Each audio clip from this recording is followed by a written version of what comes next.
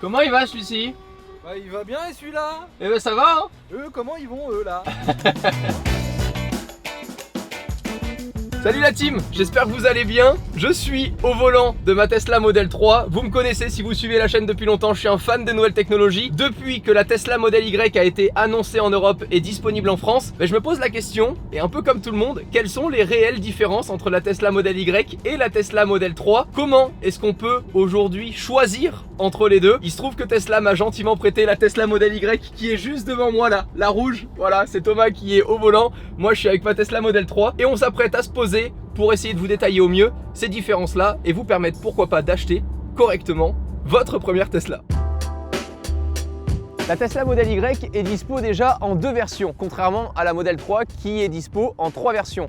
Les versions du Model Y comportent toutes le dual motor, un moteur entre les 2 roues à l'avant et un moteur entre les 2 roues à l'arrière. Ça s'appelle des essieux, voilà. C'est pas des essieux glace. On a du coup la Tesla Model Y grande autonomie et la Tesla Model Y performance. La Tesla Model 3, on a le standard plus, la grande autonomie et le performance. Encore une fois, si vous kiffez ce genre de sujet high-tech et nouvelles techno, abonnez-vous à la chaîne, là vous avez le bouton juste en dessous. Il y a beaucoup trop de gens qui ont regardé toutes les vidéos Tesla et qui ne se sont même pas abonnés. Si vous n'avez pas de compte Google, c'est juste votre Gmail, voilà, vous l'inscrivez, vous vous abonnez maintenant. Comme ça on se retrouve pour les prochaines vidéos.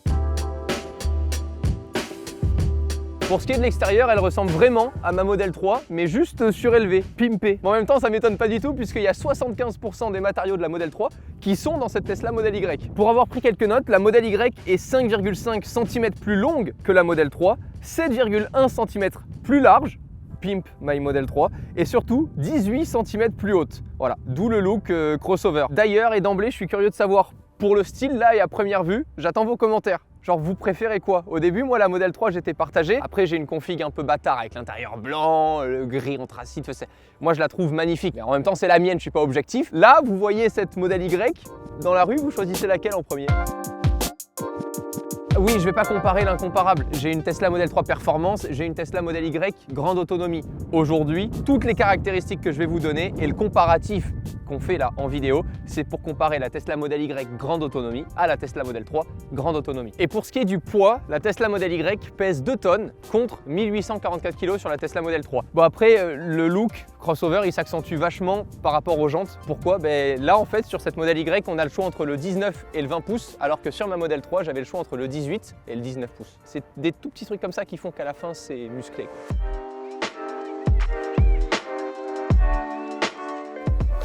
Ah bah oui, non mais c'est à l'intérieur que tout se passe. 1940 litres de volume utile, bordel. Regardez le haillon, c'est ce qui fait toute la différence. On a un haillon comparé à un coffre directement dans la Model 3. En plus, j'ai les 2 petits boutons qui sont juste là pour rabattre les sièges depuis le coffre. C'est tellement trop con, mais tellement trop pratique. Il se remonte pas tout seul par contre. Mais 1940 litres, comparé à un Range Rover Sport qui a environ 1700 litres, c'est là où le réel choix se fait. Évidemment, il y a encore une trappe en dessous ici. Tu peux mettre carrément 2 valises cabine en dessous. Il y a un coffre aussi à l'avant. Bref, c'est vraiment là-dessus que tout se joue pour le choix de votre future Tesla.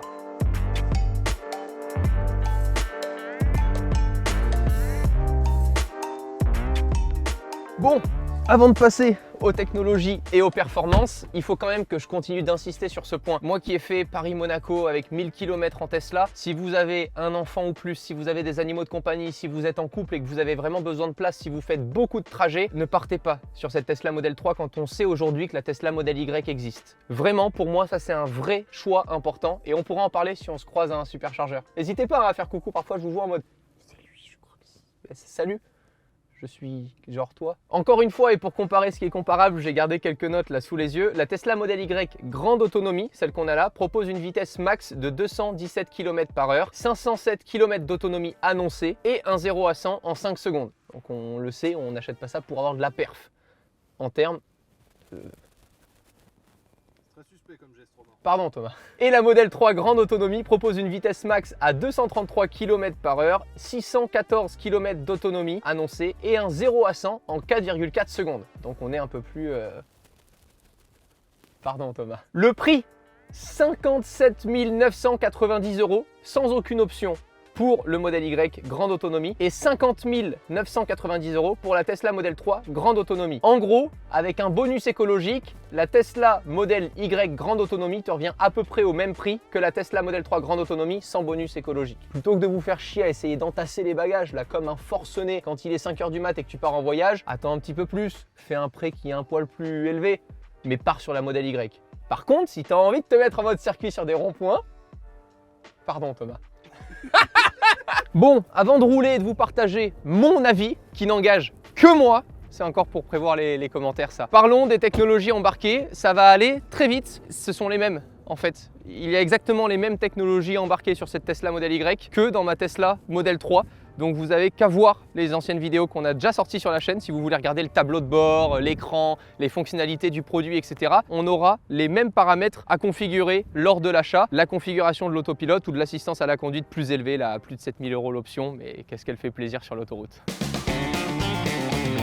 Maintenant, et pour ce qui est des sensations de conduite, il faut que je sois honnête avec vous. De toute façon, c'est le moment de la vidéo où soit vous m'aimez bien, soit vous me détestez parce que je parle de mon avis. Bon, dans les deux cas, et comme dirait Chirac, ça m'en touche une sans faire bouger l'autre. Si tu as les moyens d'avoir n'importe quelle Tesla, à part la Model X évidemment, qui là arrive à un prix au-dessus de 100 000 €, mais si tu te posais la question de te dire j'ai une Model 3 Performance, une Model 3 grande autonomie, ou alors tiens, il y a la Model Y qui vient de sortir, en termes de sensations de conduite, dites-vous que j'ai l'impression de rouler un Porsche Macan. C'est vraiment cette sensation-là, c'est plus que le crossover. T'es pas en train de rouler pour moi une voiture crossover, t'es en train de rouler un Mini 4x4. Ça me rappelle beaucoup plus les sensations de conduite d'une Model X que d'une Model 3. Réellement, je suis déjà assis complètement différemment. Dans ma Model 3, j'ai configuré mon siège, t'as l'impression que je suis en F1 frère, je te jure. Vraiment, je suis complètement allongé, alors que là, je suis vraiment debout. Et je sais que pour rouler beaucoup plus longtemps, pour des longs trajets, je serai beaucoup plus confortable dans cette Model Y. Ça, c'est une réalité. Maintenant, si tu as envie de faire le kéké, d'avoir un peu le côté performance, de te dire j'ai un véhicule de sport électrique, il faut que tu partes sur la Model 3 parce que tu seras déçu de cette Model Y. C'est pas un véhicule électrique de sport, c'est un superbe véhicule électrique de déplacement, de grand tourisme. Pour ce qui est du confort à la conduite, très honnêtement, c'est similaire à la Tesla Model 3. J'ai pas l'impression d'être plus confortable en termes de suspension et de châssis que dans une Tesla Model 3. C'est mon avis, mais je trouve vraiment que Tesla pourrait faire un effort sur les suspensions, surtout pour une Tesla Model Y. Sur la Model X, c'est incomparable, on est beaucoup plus confortable, mais sur cette Model Y là, pour moi, on retrouve cette rigidité au niveau du châssis. On a toujours une sensation d'être rivé au sol parce qu'on a ce dual motor, donc on a vraiment une répartition des masses qui est parfaite comme dans la Tesla Model 3. On est beaucoup plus haut évidemment, donc le châssis aussi, et pour autant on a des suspensions qui sont pour moi aussi dures que dans la Model 3. Par contre, à la conduite, j'ai vraiment l'impression d'être beaucoup plus gros que dans une Tesla Model 3, mais ça ne m'a pas handicapé du tout pour aller dans des parkings et autres. J'ai la même sensation, je ressens pas du tout le fait qu'elle soit plus large, plus grosse, plus haute qu'une Model 3, parce qu'en fait, de toute façon, avec une Model 3, déjà, tu sais que tu as une voiture qui n'est pas d'une taille standard. Donc à partir de là, c'est des sensations différentes, mais qui sont pas du tout moins bien dans cette Model Y. Moi, j'ai vraiment l'impression d'être dans une Model 3 surélevé dans un petit Macan. Bon, je sais pas vous, mais moi, j'ai fait mon choix. Bah, je prends les deux. L'enculé. Vraiment. Je prends la Model Y quand je veux faire mes 1000 km Paris-Monaco et je prends ma Model 3 quand j'ai envie d'être à côté d'une 458 Spider et lui dire ah fuck, voilà, moi je suis plus rapide que toi et ça part au quart de tour. Moi j'ai fait mon choix, mais la Model 3 Performance pour moi, avec ma situation actuelle, sans enfant, je peux pas la changer, j'ai pas envie de la changer. J'ai envie de garder ces performances qu'elle me procure à l'accélération. Accélération 0 à 100 en 3 secondes. Évidemment, c'est pour ça que j'ai voulu acheter une Tesla pour avoir un véhicule de sport électrique. Je suis impatient d'avoir votre avis suite à cette vidéo dans les commentaires. Et puis je vous dis à très vite, encore une fois, si vous êtes abonné à la chaîne. Sinon, faites-le là dès maintenant. Salut! On fait un... Attends, on va partir. Mode sport. Oh, c'est de la merde. Oh, c'est chiant! Ouais, c'est pas... C'est pas pour ça que tu l'achètes, hein.